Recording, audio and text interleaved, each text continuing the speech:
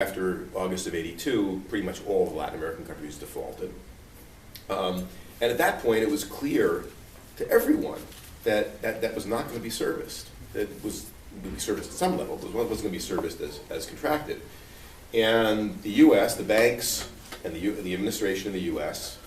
pretended that the debt was good and said, no, you have to adjust to the Latin American countries. And Latin American countries were not willing to say, we're not going to service the debt, because then you're really in trouble. Then you're not going to be able to set up programs with the fund. You're not going to get new money. You're not going to be able to roll over your existing debts.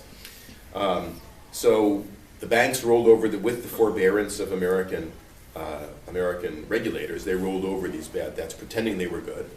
The banks, of course, didn't want anything to do with Latin America anymore, so they only rolled them over in order to keep the game going. The Latin Americans imposed more and more austerity, and there was tremendous political unrest throughout the continent. Ironically, a lot of this is political unrest that led to democratization, because it was mostly authoritarian regimes that had incurred the debt. So the guys that got thrown out of office were the dictators who had made a lot of these bad decisions. So this went on for 7 years, until 1989. And finally, in 1989, the American administration, said, this is ridiculous. Our banks still aren't getting paid back.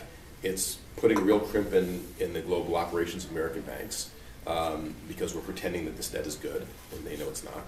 And it's also had these very detrimental effects on Latin American growth, which hurts us because it's a big export and investment market. So let's bite the bullet. And they did with Brady bonds. And essentially what the Brady bonds did was write down the debt to, depending on the country, to 70 cents on the dollar.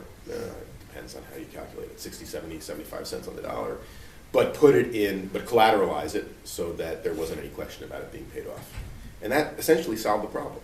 But that's after 7 or 8 years of incredibly slow growth in Latin America. Actually, not only slow growth, negative growth in Latin America. So that was the first lost decade, right?